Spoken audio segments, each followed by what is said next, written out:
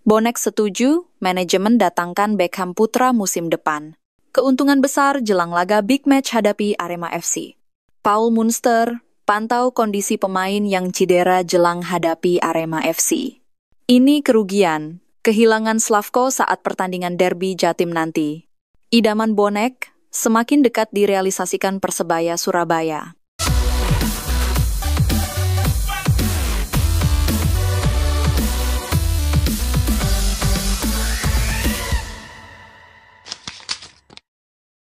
Bonek setuju datangkan Beckham Putra dari Persib.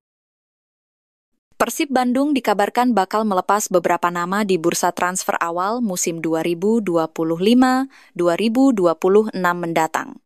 David Da Silva, Ciro Alves bahkan Tyrone Del Pino kontraknya segera rampung bersama Persib Bandung awal musim nanti. Untuk pemain lokal, satu di antara yang paling mencolok tentu saja nasib Beckham Putra bersama Persib Bandung. Ada sinyal kuat Persebaya Surabaya nyata untuk comot Beckham Putra dari Persib Bandung.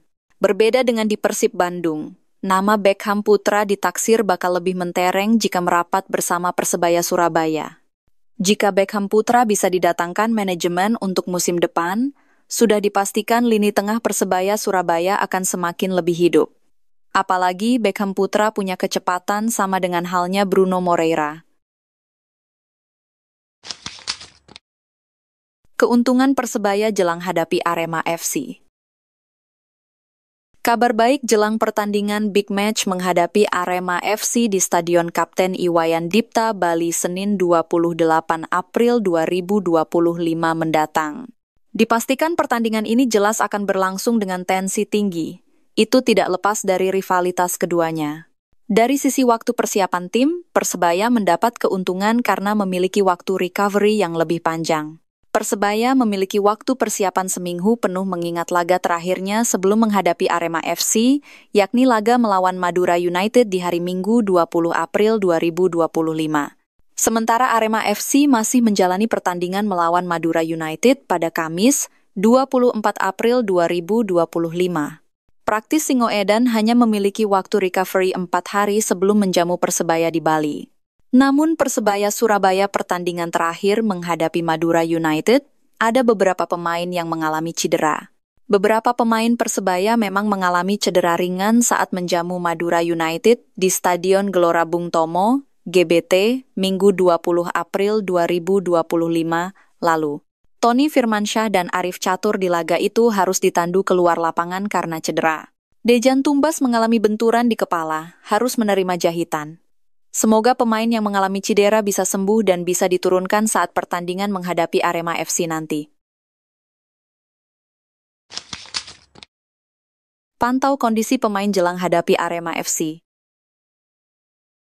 Mantan pelatih Bayangkara FC Paul Munster terus memantau kondisi pemain yang alami cedera saat hadapi Madura United hingga kembali pulih. Sebab Persebaya akan menghadapi laga yang syarat akan rivalitas, yaitu melawan Arema FC. Sebagai informasi, derby Jatim ini dijadwalkan akan digelar di Stadion Kapten Iwayan Dipta, Gianyar, Bali pada 28 April 2025 mendatang. Pemain asing Persebaya Surabaya, Dejan Tumbas sempat mengalami cedera pada bagian kepalanya saat laga melawan Madura United FC.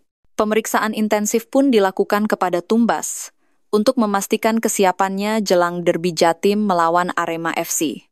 Selain Tumbas, beberapa pemain bajul ijo, julukan Persebaya, kabarnya juga mengalami cedera usai laga lawan Madura United FC. Hal tersebut turut dibenarkan oleh pelatih asal Irlandia Utara ini. Tony Firmansyah dan Dejan Tumbas saat ini masih di rumah sakit untuk pemeriksaan sidera. Kondisi Dejan Tumbas sudah membaik, sekarang kami masih menunggu hasil Tony dari rumah sakit, ungkap Munster. Ini sebuah kerugian besar kehilangan Slavko.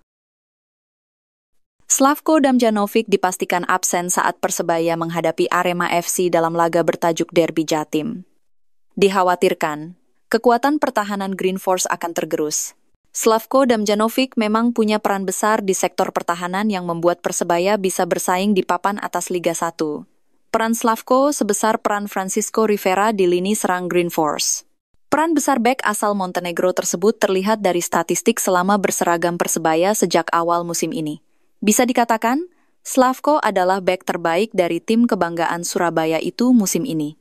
Mengutip dari Transfermarkt, dari 29 pertandingan yang dijalani Green Force musim ini, Slavko memainkan 28 laga. Itu berarti, sejauh ini hanya absen dalam 1 laga saja. Dalam 28 pertandingan itu, Slavko sukses membawa Persebaya meraih 15 kemenangan dan membantu gawang Green Force clean sheet 10 laga, serta hanya merasakan 7 kekalahan. Mengutip dari SofaScore, pemain dengan tinggi badan 189 cm ini merupakan bek dengan rating tertinggi di Persebaya musim ini. Persebaya terus dekati pemain idaman bonek. Striker sayap kanan Bangkok United, Mahmud Eid, dikabarkan semakin dekat direalisasikan oleh Persebaya Surabaya untuk Liga 1 2025-2026. Kembalinya Mahmud Eid ke Persebaya Surabaya semakin terasa nyata berkat sinyal yang diberikan sendiri oleh sang pemain. Selain itu, diketahui Persebaya Surabaya memang dikabarkan akan memperbarui timnya untuk menghadapi Liga 1 2024-2025 dan hanya menyisakan sekitar 70% pemain dari liga musim ini. Kembalinya Mahmud Eid tentu akan menjadi kabar gembira bagi bonek karena ketika masih di Persebaya Surabaya, ia berhasil mencetak 1 gol dari 2 pertandingan yang dilakoninya. Jika kabar ini benar, betapa kuatnya skuad Persebaya Surabaya musim depan. Gimana tanggapanmu dulur? Tulis di kolom komentar.